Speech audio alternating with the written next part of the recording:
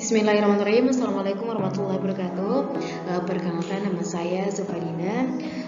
Di sini saya akan menjelaskan materi saya, yaitu perkembangan dan pemanfaatan internet sesuai dengan tugas resmi saya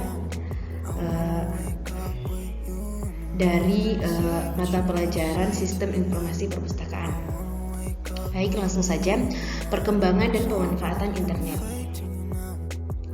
Pengertian internet. Interconnection networking atau internet adalah sebuah sistem global jaringan komputer yang saling menghubungkan antara satu dengan yang lain di seluruh penjuru dunia dengan menggunakan standar internet protokol suite.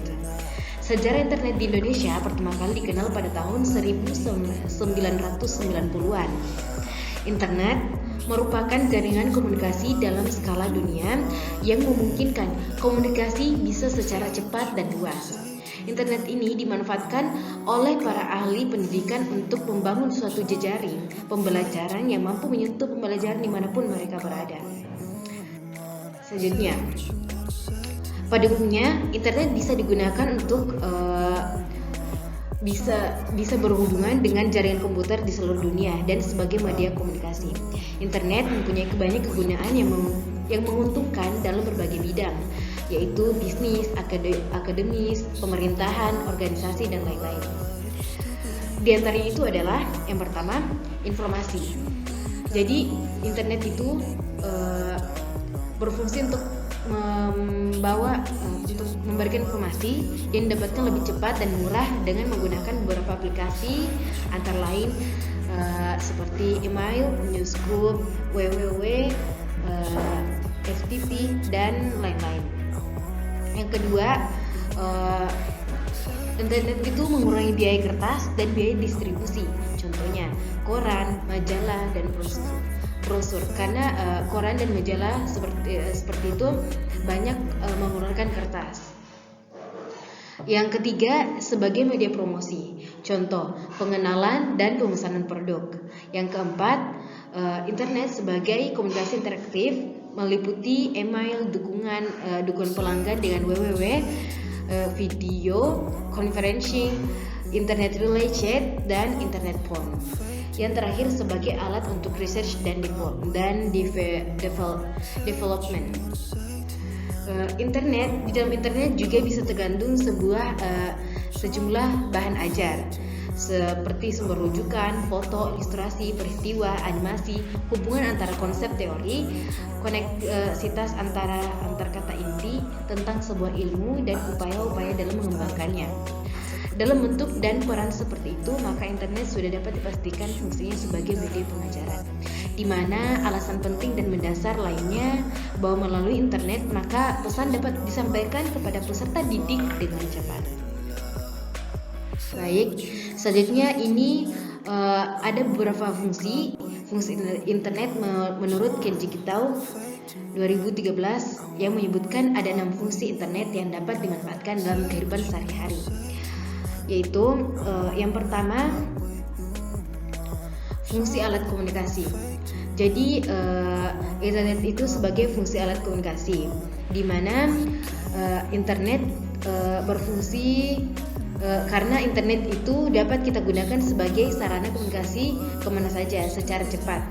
Komunikasi yang dimaksud dapat berupa email atau berdiskusi melalui chatting maupun mailing list. Yang selanjutnya itu adalah fungsi akses informasi. Jadi seseorang itu dapat mengakses berbagai referensi, baik yang berupa hasil penelitian maupun artikel hasil kajian dalam beberapa bidang. Tidak lagi harus secara fisik pergi ke perpustakaan untuk mencari berbagai referensi, sebab internet merupakan perpustakaan yang terbesar dari perpustakaan yang ada dimanapun. Selanjutnya adalah fungsi pendidikan dan pembelajaran. Jadi internet ini berfungsi sebagai pendidikan dan dan pembelajaran. Perkembangan teknologi internet sangat pesat dan merambah ke seluruh penjuru dunia, telah dimanfaatkan oleh berbagai negara, institusi dan ahli untuk berbagai kepentingan, termasuk di dalamnya untuk pembelajaran. Dan selanjutnya fungsi tambahan, di mana kenapa dikatakan berfungsi sebagai tambahan atau suplemen karena apabila peserta didik mempunyai kebebasan memilih apakah akan memanfaatkan materi pembelajaran elektronik atau tidak, sekalipun sifatnya hanya opsional, peserta didik yang memanfaatkan tentu akan memiliki tambahan pengetahuan dan wawasan. Selanjutnya, fungsi pelengkap. Internet berfungsi sebagai komplement atau pelengkap.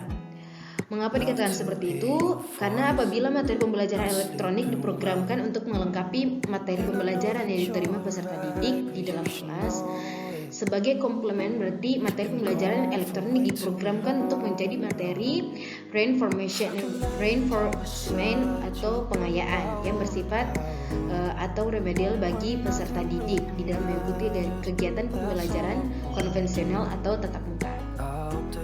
Selanjutnya, fungsi pengganti.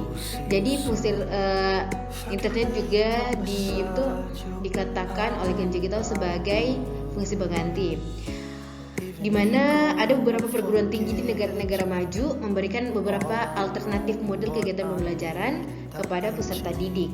Tujuannya untuk membantu mempermudah peserta didik mengelola kegiatan pembelajaran, sehingga peserta didik dapat menyesuaikan waktu dan aktivitas lainnya dengan kegiatan pembelajaran.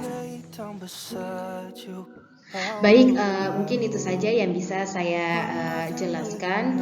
Kurang dan lebihnya mohon dimaafkan. Wabillahi taufiq wal hidayah. Assalamualaikum warahmatullahi wabarakatuh.